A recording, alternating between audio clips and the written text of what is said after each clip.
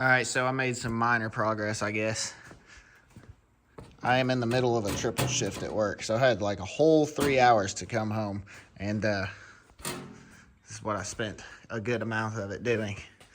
So I had this traced out the other day, so I just cut it and put some bendies in it where I wanted them, and so anyway, I have like a general idea of what I'm about to do here. Now, what I was just working on is this thing.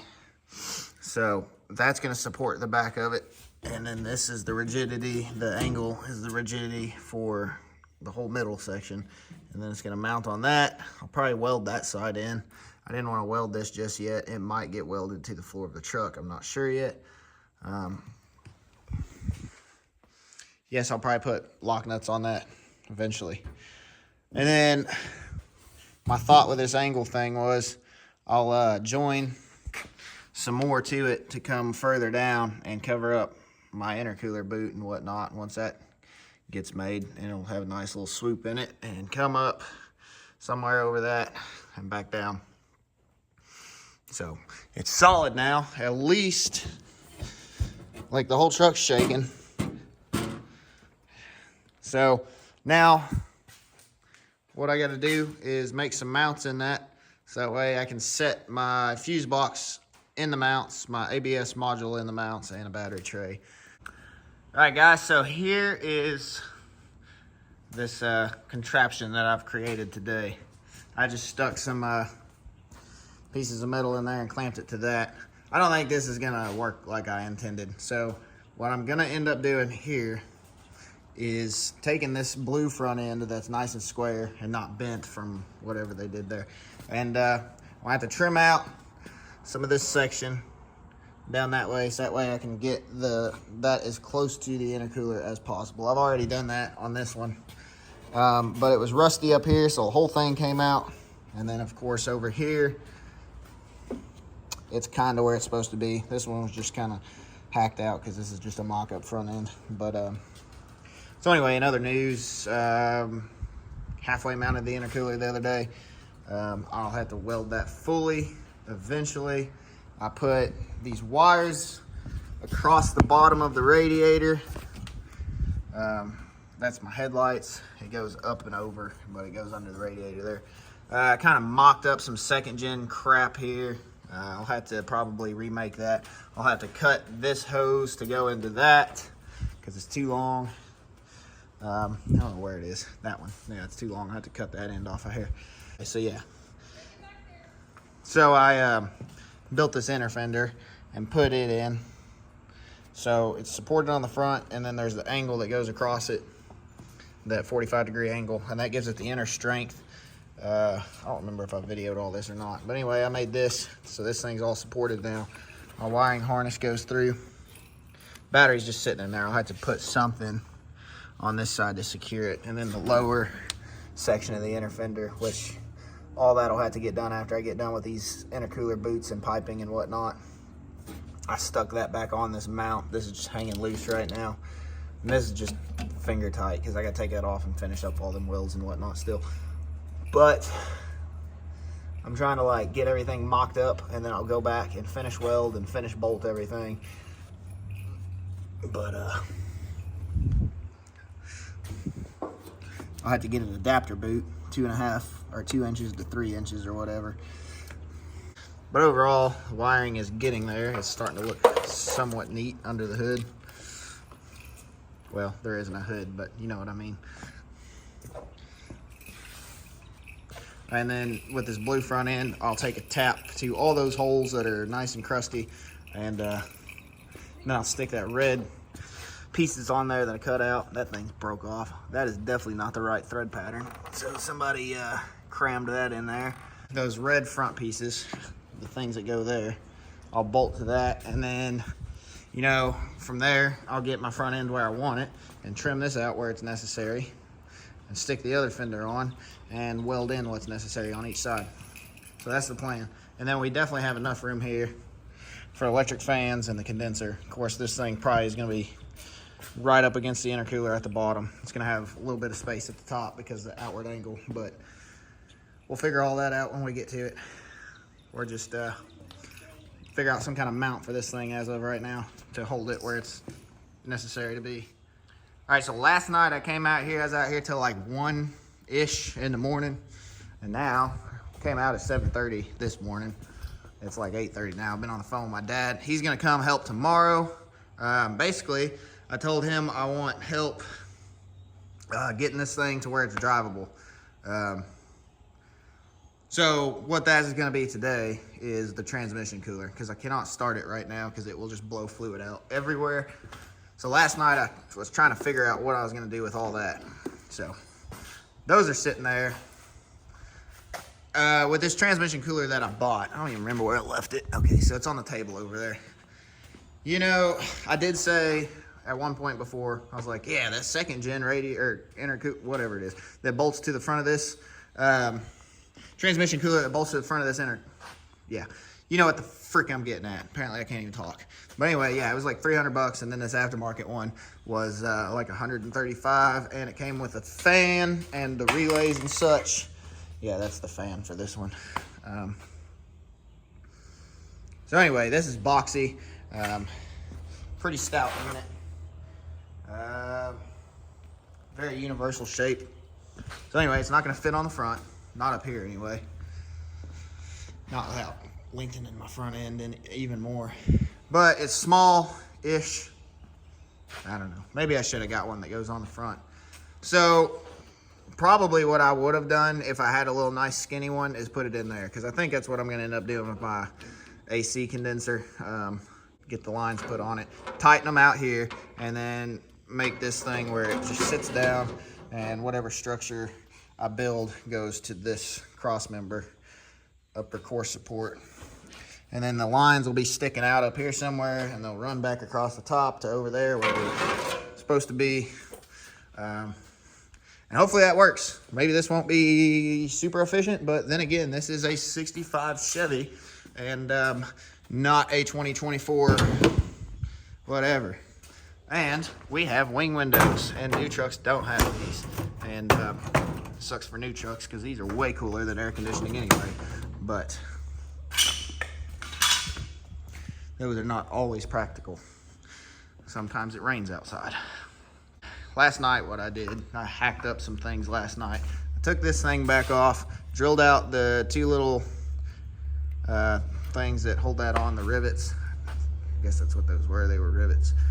And I cut up my blue front end. And I did this because, where's the red one's over there standing up? Where this one's all wavy and bent up, it was just a hair bit narrower than this front end that I've made.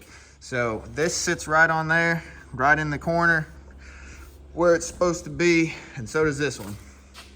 And where that one was crumpled in the middle, I guess it made it narrower or whatever, and this just wasn't fitting on there. So I was like, all right, time to do the blue one. That's the one I got to use anyway. So here's what I got. I cut the bottom off because that's going to be moved back. I'm going to be lengthening this front end, and I cut this shape out around this. And I'll probably go back and clean it up a hair. But that's the general idea so far. So, and then I'll take those pieces I cut off. I'm gonna have to narrow them because they were sticking about halfway across the frame. So I'm narrow them, cut the end of them off, and make them where they fit back in here. Bolt them to this. Use these red fenders for the time being. They are, well, this one's rust free. It's got some dents in it right there, but honestly, it's not that bad. It's not, you know, even the other one I stuck on here, it's got a hair bit of rust in the back corner, but they, well, okay, yeah, it's really not too super bad. I'm not concerned with it. Got plenty of metal work to do to clean this thing up more anyway, so that will get done. We'll use these for the time being. And I'm not going to be worried about, well, I'm worried about getting this drivable. So this gap is going to stay, that gap is going to stay until this thing is where it drives under its own power. And then I'll worry about all the pretty stuff. So I put the skid plate back on last night. I took that off. Because this center cab mount was sitting centered on that thing from the factory. You can kind of see the lines there on the sides of this where I had to cut it off. So I'm thinking maybe the transcooler can go right here on top of this skid plate. And there's plenty of room here for it. I'll tilt it at a slight angle, and it's got a fan on it. The skid plate will protect it from rocks. And the Dodge does have a trans temp gauge in the dash, so I'll be able to look at that. I think this will probably work. It's not really my favorite spot. Maybe that's why I should have spent the extra money and got a second gen one that fits on the front of this truck. What are you doing, Dogie? But this is how it's about to be. So that's what I'm gonna work on here.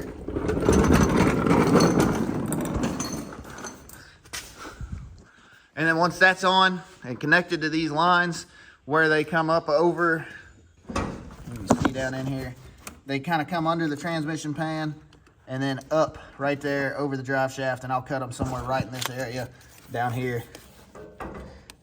And then just along the frame, because it's going to be this flexible AN hose, AN8-8. So wherever that's at.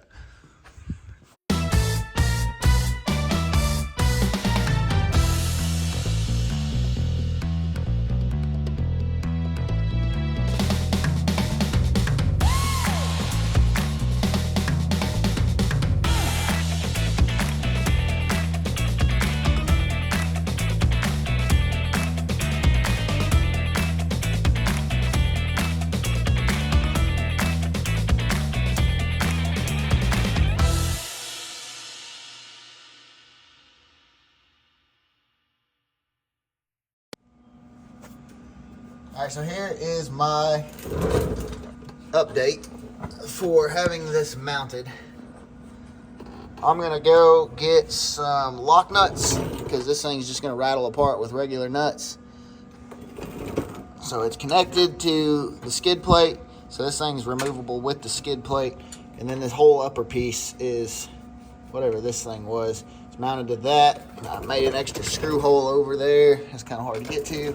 And then it comes down, and this ain't even bolted right now, but I may add a diagonal piece onto this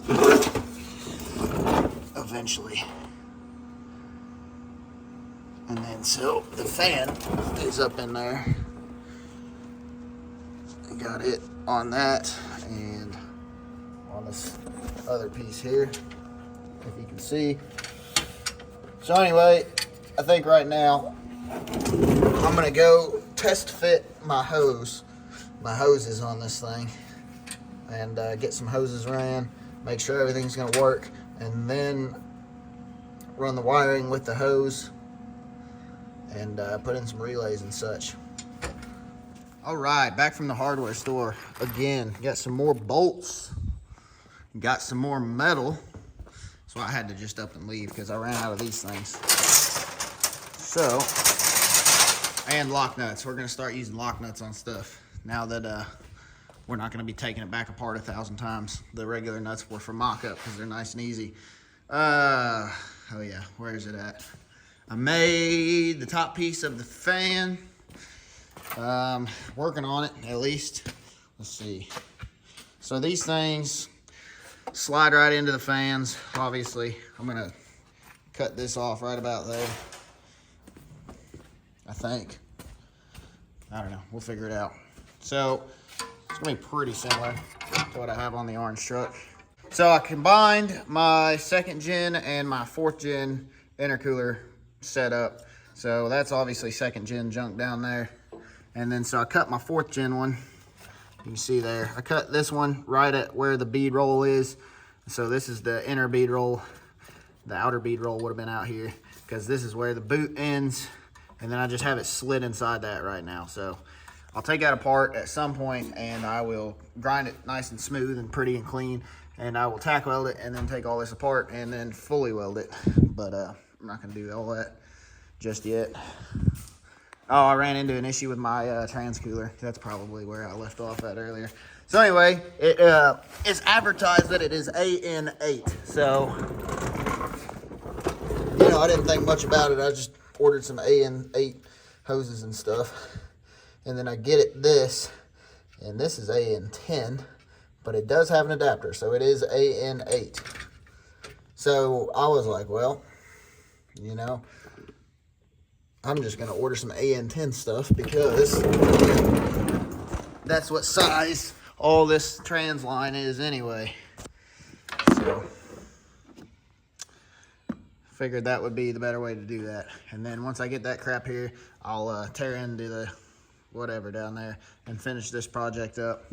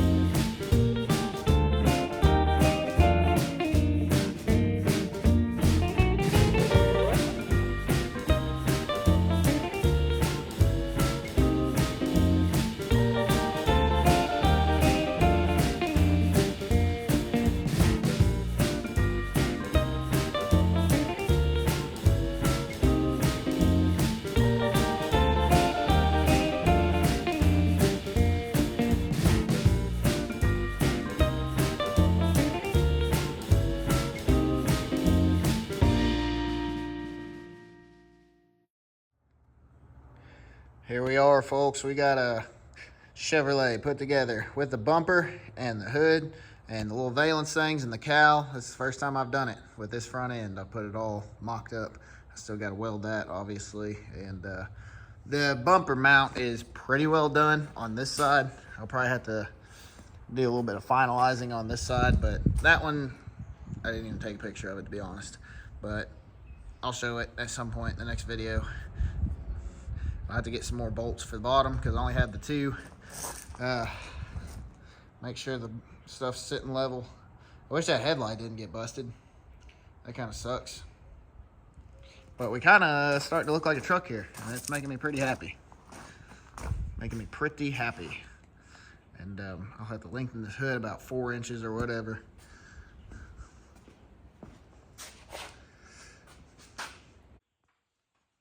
All right, it is April 8th. It is this solar eclipse day that everybody is freaking out about.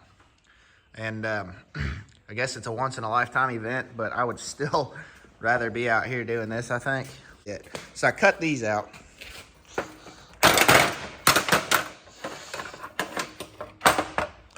that one was tight. Cut these out. And I'm going to put them right here. And I'm going to mount the tab to them and some pieces that come out, and they're going to catch the hood. And so I drilled out the rivets on the old hinges. So I have just these things left. I did try to like mount up the factory hinges. They're really bulky with this open, nice, pretty setup that I got. Not this side, but this side's pretty organized. So they don't fit here at all. The factory hinge would be right in this area somewhere with where the factory fender, inner fender would have been.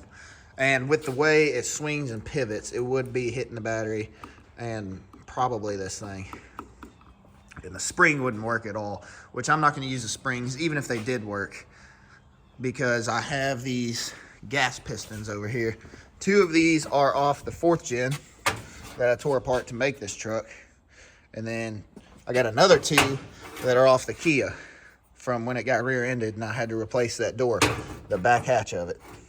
And they are almost the exact same length, within a 1/4 inch. So, very close. And so I'll probably, if the 2 Dodge ones aren't enough to support this big, heavy, old Chevy hood, then I'll put one of the Kia ones on each side too. And I'll just spray paint them so nobody knows it's from a Kia. And unless you watch this video. And then I'll have 4 total. I know they make the little kit where you can put it together and have the gas pistons and whatever, but that's like 460 some bucks, plus you have to fab it all together. This is free 99 and I have to fab it together. So I'm gonna do that. My original idea was to do something kind of similar to this shape where it comes up and over, but back here comes up all the way into this area and then over that, because that's the tallest thing back here. And over that, and then mount the pivots, you know, somewhere on this angle piece that was gonna be there, and then mount the gas pistons in the center and go to these ribs in the center of the hood. I don't know, that's, I don't know if that would be the best plan. What the thing that I may be running into as a problem right off the start is the pivots for these. So the little balls that go in there. I really hope the hardware store has those, because I do not. I threw away the back hatch for the Kia already, and in the usual fashion, I have lost the ones that I took out of the Dodge, because I know I took them out.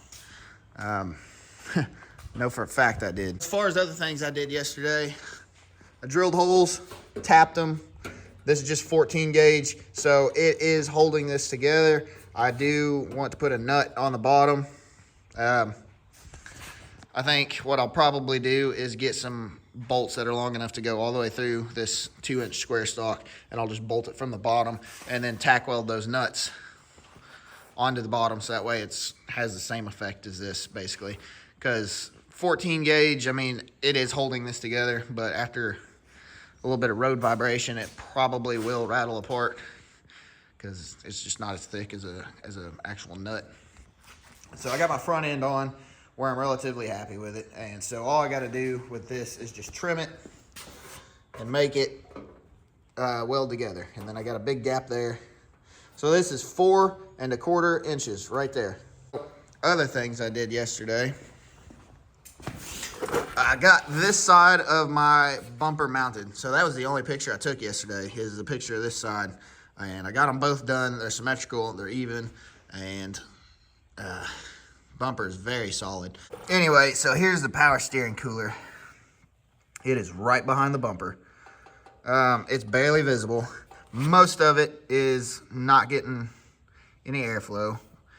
The pipe that goes in, it's not getting any airflow, which some of it will be directed down doing that. But I think what I'm gonna do before I run this thing is, when I have this front end back off or bumper off or whatever, and make a baffle basically, so it catches all the air coming over the top of this thing and forces it to go through that cooler, because right now it is kind of useless. So I'll just make a baffle, so that way it catches all the air, because you can see it goes just, it ain't gonna do much. Make a baffle, get all that air in there. And I mounted it like that because that is where the factory lines were really happy at. They did not want to bend around. They go up here or go anywhere else. So the factory lines are happy right there because this used to have the really tall, skinny radiators. So today, I really want to get my hood mounted, so that's what I'm going to start on.